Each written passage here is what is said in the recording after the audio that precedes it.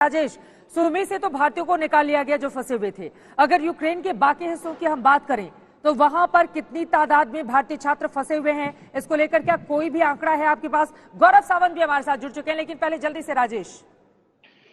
देखिए चित्रा, जहां तक भारतीय छात्रों का सवाल था, मैं भी काफी छात्रों के टच में रहा हूं जिन्होंने हेल्प मांगी थी, गाइडेंस मांगी थी।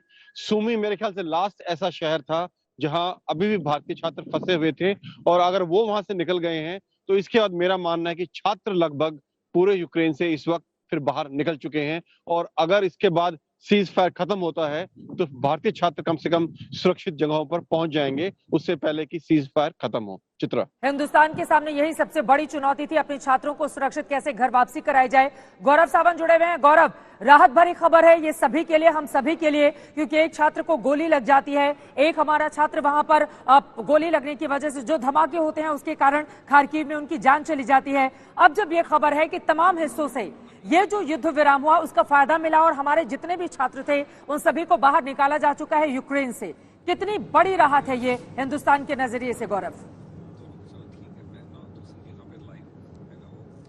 भारत के नजरिए से ये बहुत अच्छी खबर है, लेकिन आगे चिंता की बात यह है कि इस समय जो युद्ध है चित्रा, वो और भीषण होता जा रहा है। और अगर हम उस भीषण युद्ध के बारे में आपको बताएं तो इरपिन और बूचा के इलाके में अब सड़कों पर एंटी टैंक माइंस लगा दी गई है, एंटी पर्सनल माइंस यहां लगा दी गई है। और अब ये लड़ाई कीव के बहुत बहुत निकट पहुंचती जा रही है और नए चेक पॉइंट्स बनाए जा रहे हैं अलग अलग जगह। चित्रा, मैं 2 मिनट के लिए यहाँ पर हम लोग कैमरा नीचे रखेंगे क्योंकि हमको एक चेक पॉइंट है और अब चेक पॉइंट पे बहुत ज्यादा चेकिंग और फ्रिस्किंग हो रही है, क्योंकि अब अंदेशा यह है कि किसी भी समय यहाँ की सेना और रूस की सेना की लड़ाई कीव के लिए हो सकती है।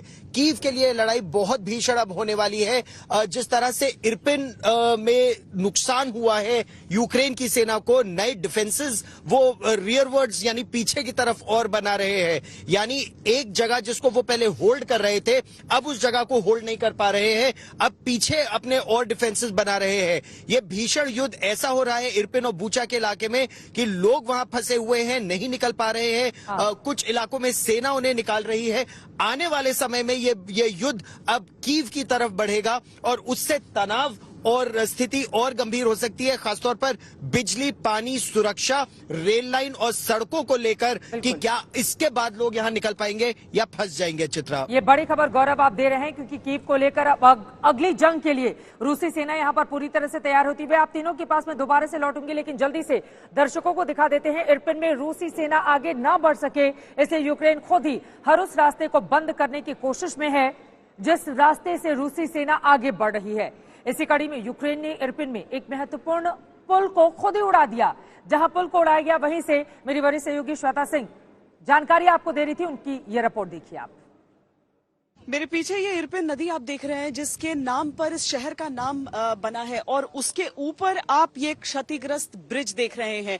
ये किसी रूसी आक्रमण में ध्वस्त नहीं हुआ है, बल्कि रूसी फोर्सेस के एडवांस को रोकने के लिए इसे धाराशायी कराया गया है, ताकि रूस की सेना अगर आगे बढ़ना चाहे तो वो आगे नहीं बढ़ सके। और इसीलिए इसी तरीके की जितनी भी ब्रिजेस हैं, क्योंकि कीव तक बढ़ने के लिए रूस को इनका इस्तेमाल करना होगा। अब देखिए, इसके बावजूद जो सेना है कोई भी वो एक ब्रिज का निर्माण तो करेगी, जो एक अस्थायी ब्रिज होती है जिसके ऊपर से टैंक के टैंक क्रॉस कर सकते हैं, लेकिन उसमें समय लगेगा। और समय ही है जो यूक्रेन इस समय हासिल करना चाहता है, समय ही है जो रूस के पास नहीं है, समय ही है जो निर्धारित करेगा कि क्या होगा कीव शहर के साथ, क्या होगा यूक्रेन देश के साथ। ये पूरी तरीके से ब्रिज जो धाराशायी हुआ, कितना मजबूत निर्माण रहा होगा वो देखिए। बिल्कुल टूट टूट कर ये सिल्लियां गिरी हुई हैं, निर्माण का पूरा ढांचा गिरा हुआ है, लेकिन इसे क्षतिग्रस्त किया गया है विस्फोटकों को लगाकर, ताकि रूस की सेना आगे न बढ़ पाए। जब तक रोक सके तब तक रोके। इस तरीके की ब्रिजेस को ध्वस्त किया गया है, लेकिन रूस हवाई हमले कर रहा है लगातार, वो शेल्स, बमबारी, और इस समय कुछ और तेजी उनमें आई है। ये सब कुछ चल रहा है यहाँ। बीच बीच में से देखिए एक छोटा सा रास्ता बनाया गया है ताकि लोग अगर पैदल चलकर आना चाहते हैं तो लोग पैदल चलकर उस पर से आ सके।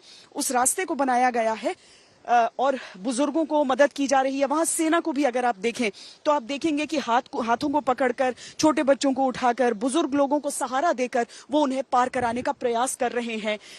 यहाँ पर देखिए जो सैनिक हैं यूक्रेन के, वो हाथों को पकड़कर उन्हें बाहर ला रहे हैं। एक एक को इवैक्यूएट किया जा रहा है। पीछे की रिहायशी इमारतें आपको बता देंगी कि इस पूरे इलाके में कितने लोग बसे हुए हैं। लेकिन ये भी एक अवरोध, ये भी एक कोशिश यूक्रेन की तरफ से कि जितना पीछे धकेल सकें, जितना मुकाबला कर सकें, वो करें रूस से। कैमरा पर्सन सैयद मोहसिन के साथ श्वेता सिंह, इरपिन, आज तक।